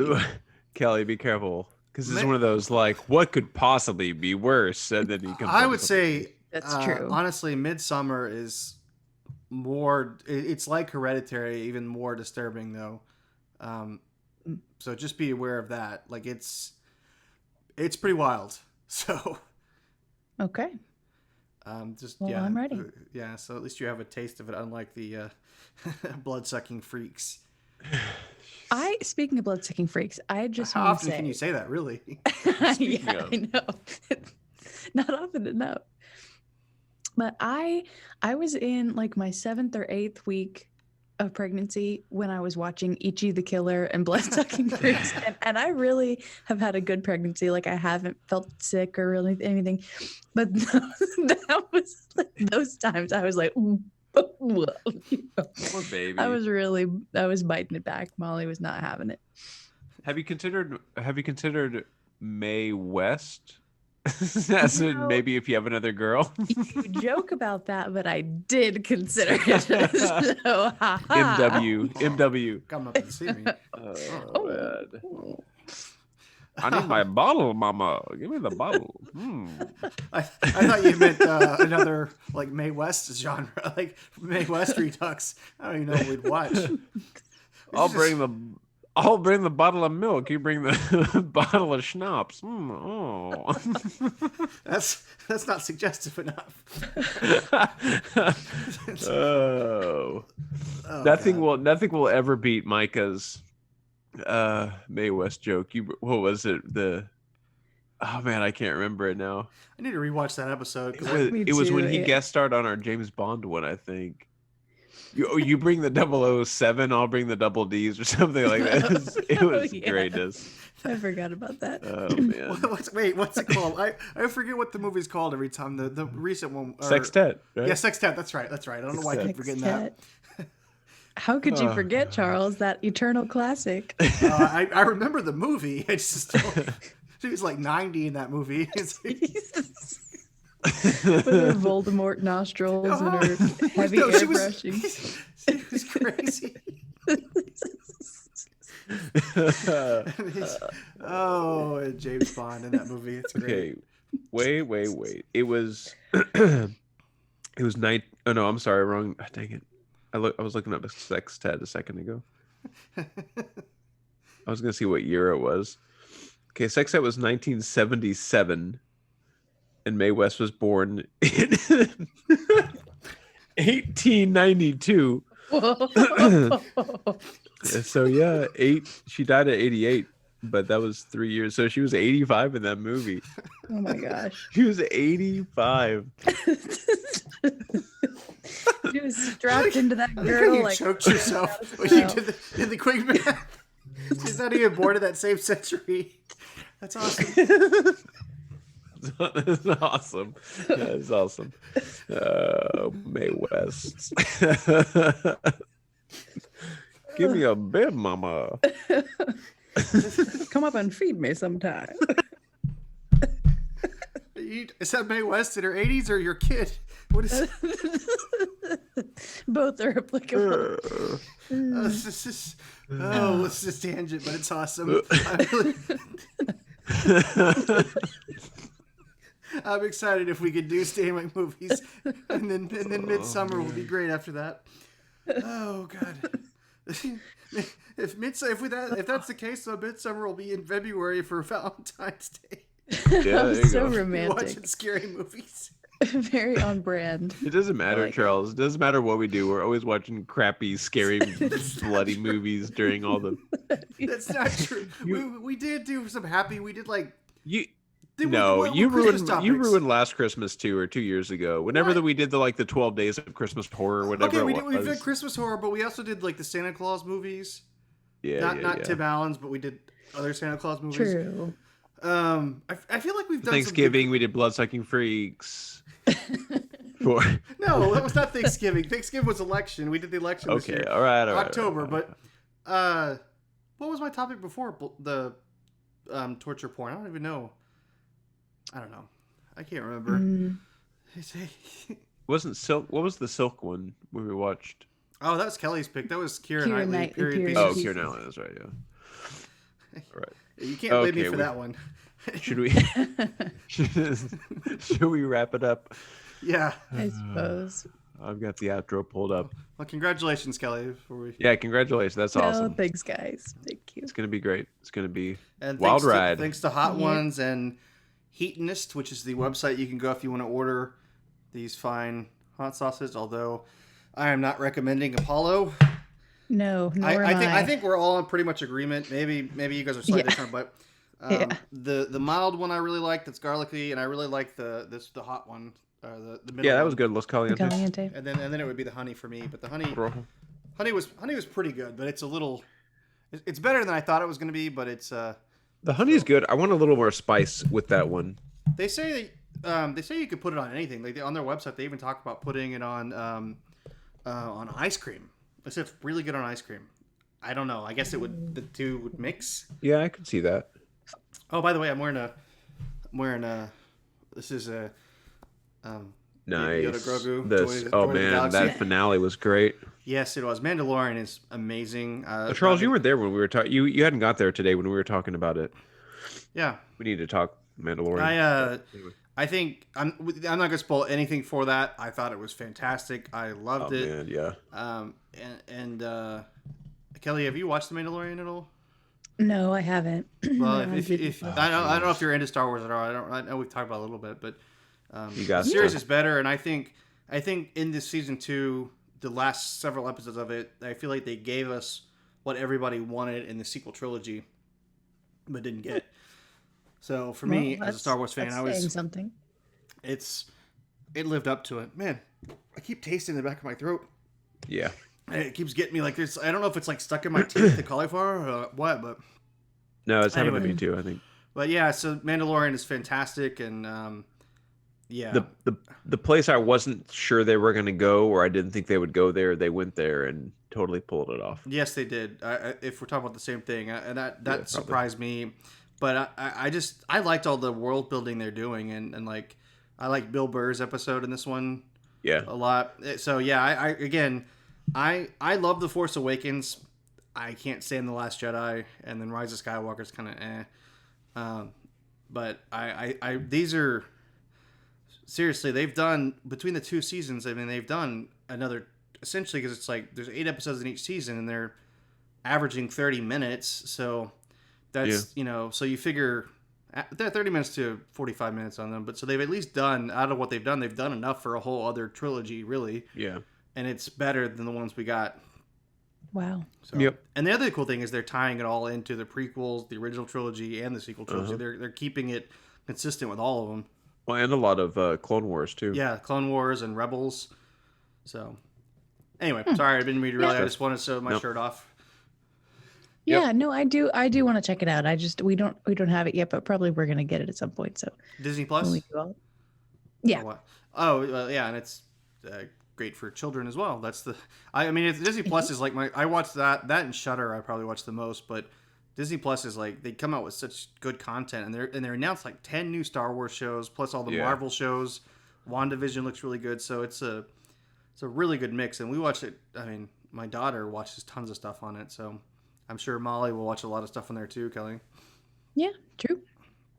So. I think that's really funny that those are those 2 polar opposites are your 2 main consumable channels, Disney Plus and Shudder. This is I don't know if I said this before, but I'm a night owl, and I'm also I have insomnia a lot of times, and like sometimes as a night owl, like my brain goes into overdrive, like I'm doing my most thinking at the time, and I can't shut it off. Mm-hmm. And for whatever reason, horror movies can calm me down. And I know that sounds weird, but like I can put one on, and I don't know. I mean, I'm not one of those people that says I can't get scared at a horror film, right? I'm not one of those guys like, oh, nothing scares me. Like horror movies definitely freak me out. And I think that's the reason. Like I think I can be in here stressing out over anything or not being able to sleep, put a horror movie on, and I'm into that world and I'm sucked into it. Mm-hmm. And that's why. So Shudder, I watch Shudder a lot at night, and it calms me down in a weird way. It has a weird calming effect on me, and I'm into that movie, and I forget about everything else. I like that. And that's the truth of it. And like I said, my wife doesn't really like scary movies, so it's also the perfect time for me to watch a scary movie. It just kind of works out that way. Mm-hmm. But whereas not during the day, I'm watching Disney. So anyway, there's into my psyche there. Yep.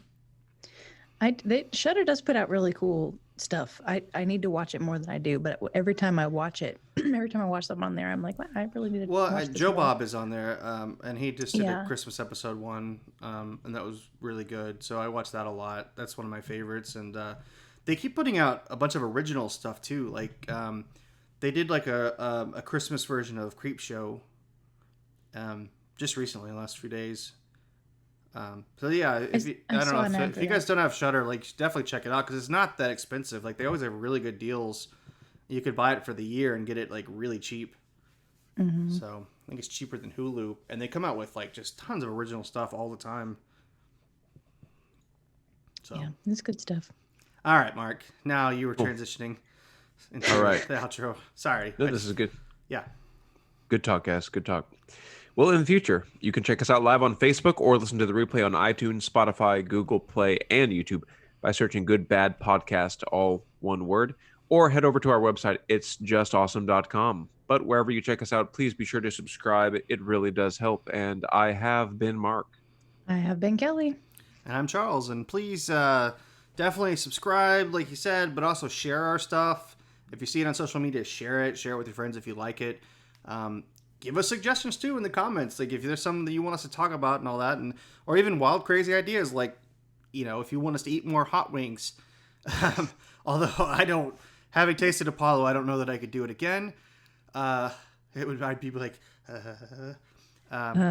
But yeah, so also I just want to say happy holidays or Merry Christmas or whatever it is if you're celebrating or not celebrating. Either way, this is kind of one of those special things. This is another reason why I think it's fun we can get to other genres that aren't specifically Christmas related, especially if you're not into Christmas or you don't celebrate it, right? So, but yeah, I would say just happy holidays and happy New Year, and we'll see you guys again in 2021 after this crazy year that's been 2020. So, yeah, thank goodness. Yep. Y'all be safe and healthy out there, okay? Yep. All Thanks, right. everybody. Have a good one, guys. Bye. Bye. Your mother.